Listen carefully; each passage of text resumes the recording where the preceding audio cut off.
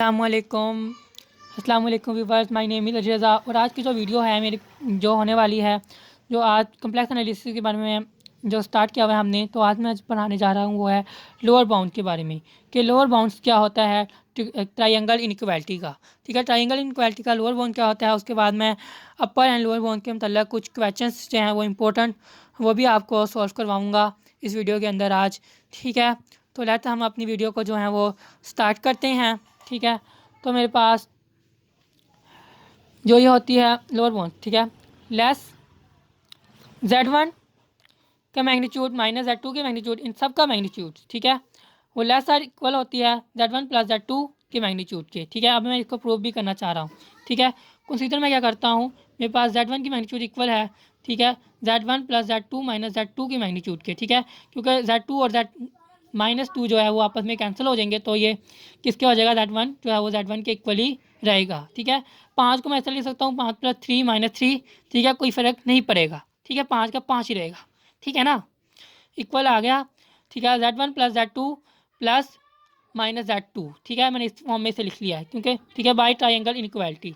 अब मैं triangle inequality use कर रहा हूँ। ट्रायंगल इनइक्वालिटी हम तले कि क्या है ये, कि ट्रायंगल इनइक्वालिटी होती है z1 की मैग्नीट्यूड लेसर इक्वल होगी z1 प्लस z2 की मैग्नीट्यूड प्लस माइनस z2 की क्या कहते हैं मैग्नीट्यूड के।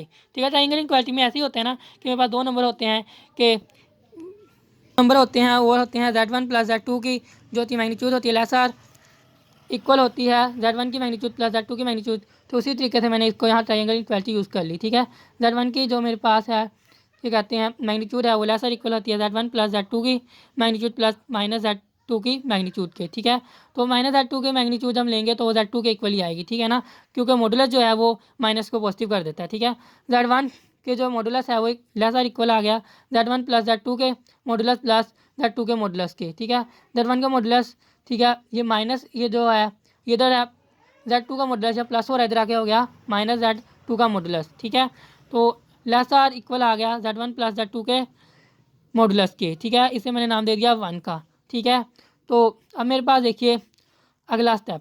ठीक है, z1 प्लस z2 इक्वल होता है z2 प्लस z1 के। ठीक है, ये कम्यूटेटिव लॉ है। ठीक है, क्या कहते हैं कम्यूटेटिव लॉ आप कितनी देर से पढ़ते आए हैं, छोटे होते थे निक्के निक्के से 5वीं 6वीं से, वब से आप पढ़ते आए हैं। ठीक है, तो z1 प्लस z2 के जो मॉडुलस है वो इक्वल होगा z2 प्लस z1 का मॉडुलस। ठीक है, z1 प्लस z2 का modulus less greater or equal होगा z2 माइनस z1 का मॉडुलस के। ठीक है, बाय यूजिंग इक्वेशन 1, हम यूजिंग इक्वेशन 1 कर रहे हैं, ये इक्वेशन यूजिंग 1 है मेरे पास। ठीक है, इसको मैंने इस्तेमाल किया तो मेरे पास क्या आया, z1 प्लस z2 का मॉडुलस लेसर इक्वल आ गया z1 का मॉडुलस माइनस z2 का मॉडुलस। ठीक है, तो मैंने अब इसको इस तरफ में इस तरफ लेके आना है तो मुझे इधर माइनस से मल्टीप्लाई करना होगा। ठीक है, तो मेरे पास आ गया minus z1 modulus minus z2 का मॉडुलस, इधर आ गया लेसर स्मॉलर होगा z1 प्लस z2 के मॉडुलस से, ये मेरे पास 2 आ गया।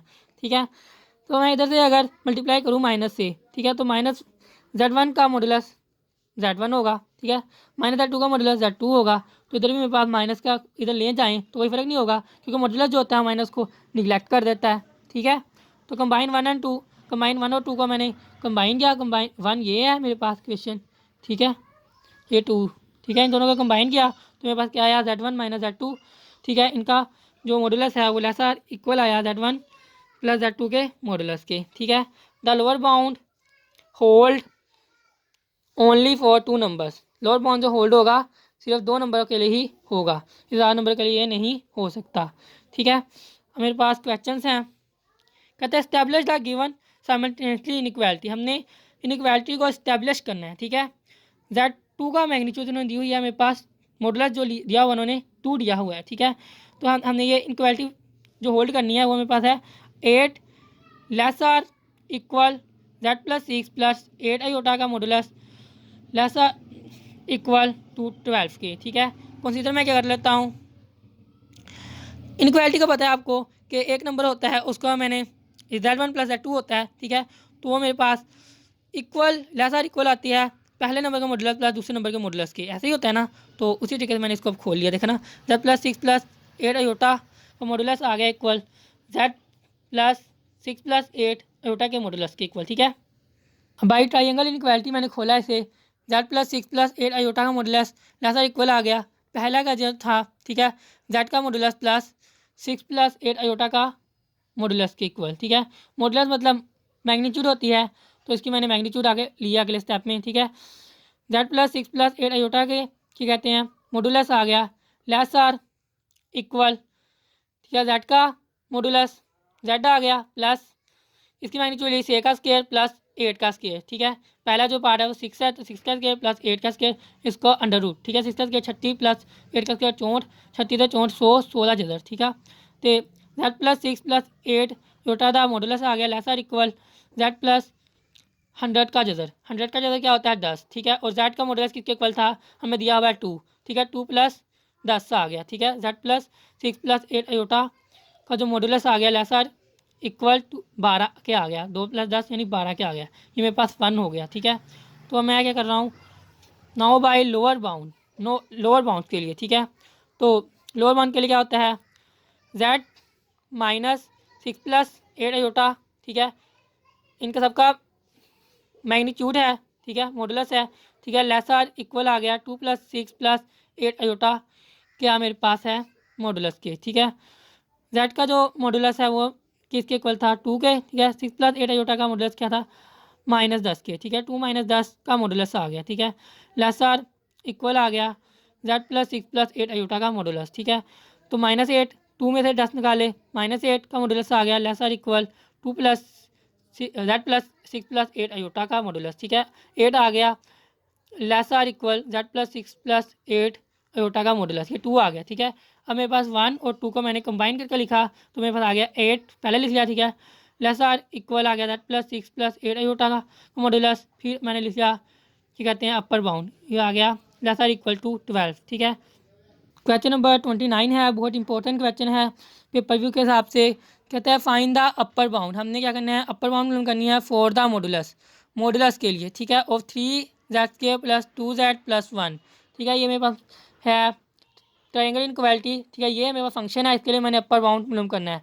जेड का मॉडुलस मैंने बताया लेसर इक्वल है 1 के। ठीक है, by triangle inequality, triangle inequality में क्या होता है कि मेरे पास एक नंबर होता है z1 + z2 अगर है।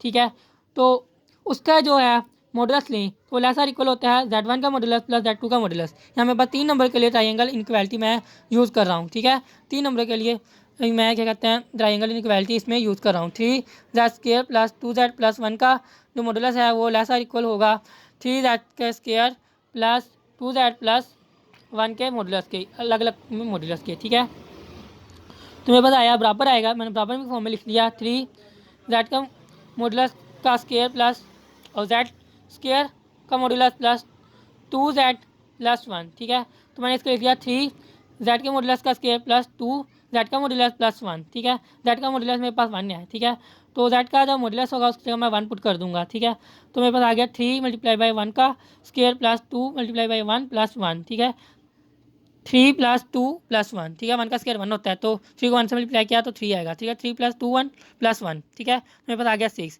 ठीक है, 6 मेरे पास क्या आ गया अपर बाउंड ऑफ आ गया z² + 2z + 1 के। तो मैंने आज की जो वीडियो में पढ़ाया है आपको वो था लोअर बाउंड के मतलब कि लोअर बाउंड मेरे पास क्या होता है वो होता है z1 के क्या कहते हैं मैग्नीट्यूड माइनस z2 की मैग्नीट्यूड, इन सब की मैग्नीट्यूड लेसर इक्वल होती है z1 + z2 की मैग्नीट्यूड के इक्वल। तो ये मैंने लोअर बाउंड के मतलब आपको पढ़ाया, तो इसका प्रूफ भी सिखाया आपको कि ये कैसे प्रूव हुआ। ठीक है, उसके बाद मैंने एस्टैब्लिश रिलेशन कैसे करना है, हमने क्या कहते हैं इनइक्वालिटी को कैसे प्रूव करना है, मैंने आपको सारा बताया है कि इनइक्वालिटी को कैसे प्रूव करना है, अपर लेयर इसकी कैसे निकालनी है, अपर बाउंड कैसे निकालना है और बाद में लोअर बाउंड कैसे निकालना है, फिर इन दोनों के अंदर मान में रिलेशन बनाकर इनइक्वालिटी को कैसे प्रूव करना है ये भी बताया। फिर मैंने अपर बाउंड कैसे लेना है इसका आपको ये भी बताया। ठीक है, तो मैंने आपको काफ़ी कुछ सिखाया इस वीडियो में। अगर आपको वीडियो अच्छी लगी हो तो चैनल को सब्सक्राइब कीजिएगा और वीडियो को लाइक कीजिएगा। अल्लाह हाफिज़, टेक केयर, गुड बाय।